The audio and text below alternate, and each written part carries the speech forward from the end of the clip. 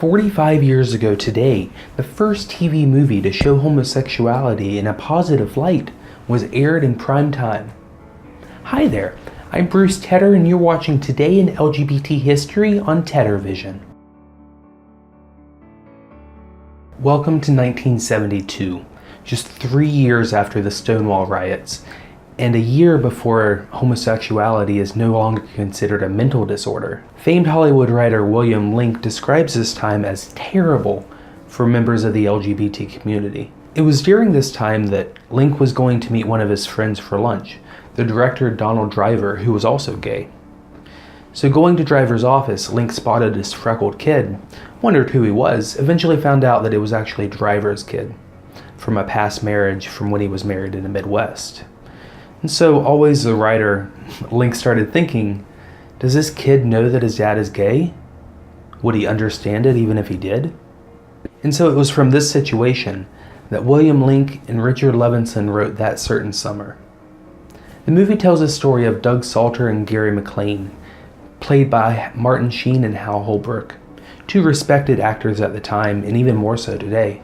When Doug's son comes to visit him, he finds evidence of his father's relationship with Gary, and so the two are forced into this open and honest conversation about homosexuality. But television studios were understandably cautious about buying such a controversial script. NBC wouldn't touch it with a 10-foot pole. They then got the opportunity to pitch the idea to an assistant to Barry Diller, who was looking for an offbeat movie at the time. You see, Diller was the head of ABC Movies at the time, and was rumored to be gay even back in the 70s. I'd like to point out that Diller has denied this even up until today. A few years ago, Gawker went on the offensive against Barry Diller, using tabloid-style innuendos and circumstantial evidence. He married his wife in 2001. To me, it doesn't even matter if the rumors are true. If I've learned nothing else over the last couple years, it's that everybody's journey to deal with their own truths, they have to go on their journey on their own. Sometimes they don't even make it to the end. So I have no interest in outing an old man. That's something I'm not even interested in discussing. But Barry Diller's influence in getting That Certain Summer to the air is unmistakable, and it's laudable. Diller had to fight with his bosses at ABC. William Link tells us that he faced immense pressure and homophobia for his defense of the movie. Like we see even today, they had to make certain compromises in order to get the movie to the air and make it more acceptable to the public. They had to put in the brother-in-law character who stood up for, conservative values. They also had to include a speech at the end where Hal Holbrook's character says that if being gay was a choice, that he would have chosen to be straight. Link tells us about a little bit of backlash from the gay community because of that speech. The movie's writers defend it though, pointing to the diversity of opinion within the LGBT community. Just out of curiosity, what's your opinion on this? If being gay was a choice, what would you choose? Most of the gay community did celebrate the film being aired. I mean, this was the ABC Movie of the Week. It was a huge step forward.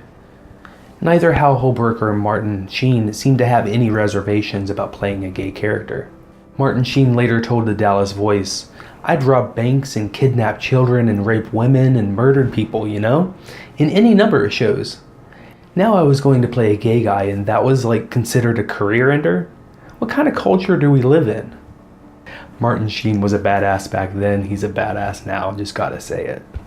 But of course, some people were outraged by the movie. ABC affiliates even received bomb threats if they were going to air the movie. But instead of holding back, the ABC marketing department had a different idea. They would just be very clear about what the movie was about, and let the audience make their own choice. They didn't have to watch ABC on that night. And this sounds pretty great, right? But I highly doubt if it was for any altruistic purpose. It likely comes down to the fact that the movie had already been made. They'd already spent the money on it, so they needed to recoup as much as possible. And, a little controversy never hurts at the box office. And for this movie as well, the controversy was good. It was a huge success at the time. The movie won an Emmy and was nominated for 6 others. It also won the Golden Globe for the best movie made for TV. Hey, thanks for watching Today in LGBT History. If you learned something, give us a thumbs up. Subscribe for new videos like this all the time. Tomorrow, come back and we'll be looking at that time that 11 states were so concerned about gay marriage that they amended their constitution. It wasn't as long ago as you might think.